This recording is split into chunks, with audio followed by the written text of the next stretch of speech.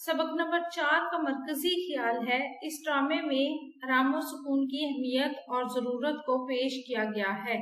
एक मियाँ बीवी की कहानी को बयान किया गया है। मियाँ काम की ज्यादती और घर के शोर-गुल की वजह से बीमार है और डॉक्टर आराम और सुकून का मशवरा देता है, लेकिन बातूनी और लड़ाका बीवी की वजह से इसे घर में आराम मुयस्सर नहीं आता। मियाँ उकता कर दफ्तर की राह लेता है कि वहाँ सुकून तो मुयस्सर होगा।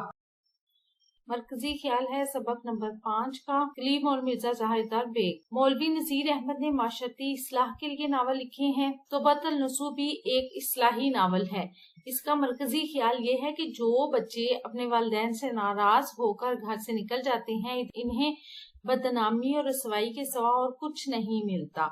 कलीम शेर व शायरी में बुलंद मुकाम रखता है, लेकिन वो अपने बाप को नाराज करके बगैर कुछ खाए पिए घर से फरार हो जाता है या घर से चला जाता है।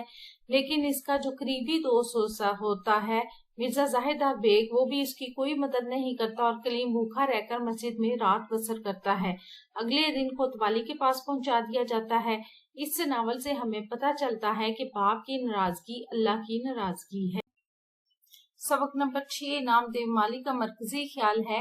निसाब में शामिल मौलवी अब्दुल हक का सबक नामदेव माली। एक माली का खाका है जिसका नाम नामदेव था। नामदेव मकबरा राबिया दौरानी औरंगाबाद हैदराबाद दक्खन के बाग में माली था।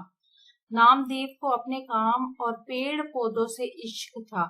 इस खाके का मरकजी ख्याल ये है कि नेकी इसी में है कि इंसान अल्लाह ताला की दी हुई सलाहियतों और माल से खल्क़े अल्लाह यानी अल्लाह ताला के जो बंदे हैं उसकी किस तरह खिदमत करता है।